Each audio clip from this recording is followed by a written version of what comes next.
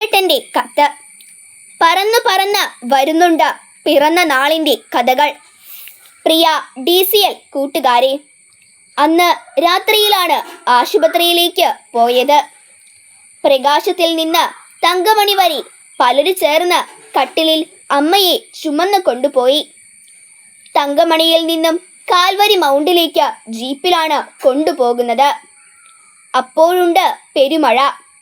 വഴി ഇന്നത്തേത് പോലെയൊന്നുമല്ല, വെറും ചെമ്മൺ പാത. മഴ പെയ്യുമ്പോൾ ചെളിക്കുഴഞ്ഞ മൺപാതയിലൂടെ ജീപ്പ് കയറ്റം കയറാൻ കൂടെ വന്നവർ ജീപ്പിൽ നിന്നിറങ്ങി തള്ളും. അങ്ങനെ 2-3 കിലോമീറ്ററുകൾ പെരുമഴയത്ത് വണ്ടി തള്ളിയാണ് കാൽവരി മൗണ്ടിലെത്തിച്ചത്. അവിടെ നിന്ന് കട്ടപ്പന സെന്റ് ജോൺസ് മിഷൻ ആശുപത്രിയിലേക്ക് പറന്നു.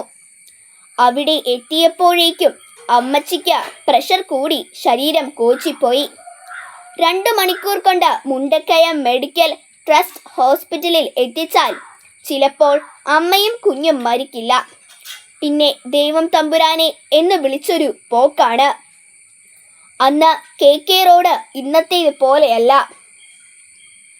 വളവും തിരിവും കുണ്ടും കുഴിയുമാണ്. വീതി തീരെ കുറവും. അങ്ങനെ പറന്നു പോകുമ്പോൾ അമ്മയുടെ ബോധം പോയി.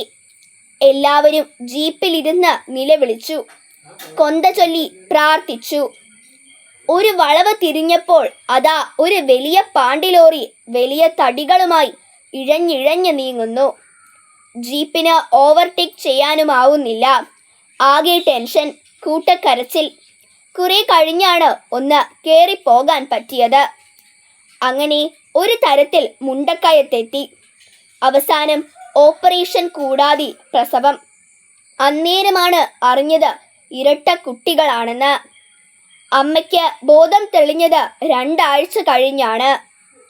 പ്രിയ കൂട്ടുകാരെ, ഇത്രയും വായിച്ചപ്പോൾ ഇതെന്തു കഥയാണ്, ഇതാരുടെ കഥയാണ് എന്ന് നിങ്ങൾക്ക് തോന്നിയേക്കാം. എന്നാൽ ഇത് മറ്റാരുടെയും കഥയല്ല. ഇത് എൻ്റെ പിറന്നാൾ കഥയാണ്. ഓർമ്മ വെച്ച കാലം മുതൽ ഏതാണ്ട് കഴിഞ്ഞ 50-ലേറെ വർഷങ്ങളായി ഞങ്ങളുടെ അച്ചാച്ചനും അമ്മച്ചിയും എല്ലാ പിറന്നാൾ ദിനത്തിലും ഞങ്ങളോട് പറഞ്ഞിരുന്ന പിറന്ന നാളിൻ്റെ കഥയാണിത്.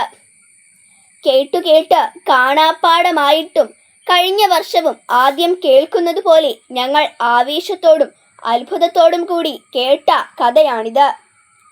കൂട്ടുകാരെ, നമുക്ക് എല്ലാവർക്കും പിറന്നാളുണ്ട്. നമ്മൾ തന്നെ ഹാപ്പി ബർത്ത്ഡേ എന്നാണ് പറയുന്നത്. എന്നാൽ നമ്മൾ പിറന്ന നാൾ ആർക്കാണ് ഹാപ്പി ബർത്ത്ഡേ ആകുന്നത്? പിറന്ന നാളിൽ നമുക്ക് അത് ഹാപ്പി ബർത്ത്ഡേ ആയിരുന്നു.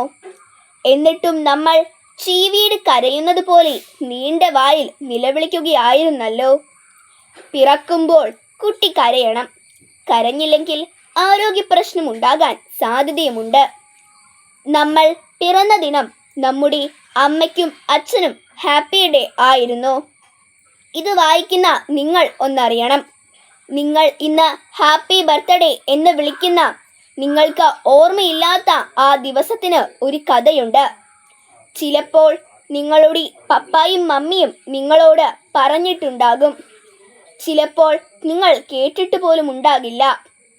നിങ്ങളുടെ ജീവൻ സുരക്ഷിതമായിരിക്കാൻ, നിങ്ങളുടെ ജീവിതം സന്തോഷഭരിതമാകാൻ നിങ്ങളറിയാതെ മാതാപിതാക്കളും മറ്റുള്ളവരും ഏറ്റെടുത്ത കണക്കില്ലാത്ത കഷ്ടപ്പാടുകളുടെ ഓർമ്മയാണ് നമ്മിൽ പലരും ഹാപ്പി ബർത്ത്ഡേ എന്ന് വിളിക്കുന്നത്.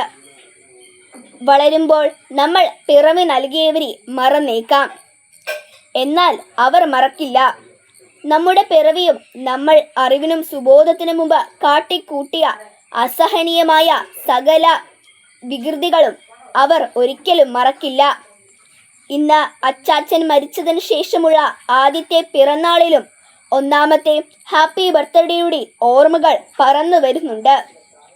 ഈ ദിനത്തിലെ കാറ്റലകളിൽ പോലും മുഴങ്ങുന്നുണ്ട് ആ ശബ്ദം. നിങ്ങളുടെ ജനനത്തിൻ്റെയും ജീവിതത്തിൻ്റെയും കഥകൾ ഇന്നു തന്നെ ചോദിച്ചറിയാൻ തുടങ്ങുക. അത് കേൾക്കാൻ സമയം കൊടുക്കുക. അപ്പോൾ നിങ്ങളറിയും നിങ്ങളെങ്ങനെ ഇന്നത്തെ നിങ്ങളായെന്ന്.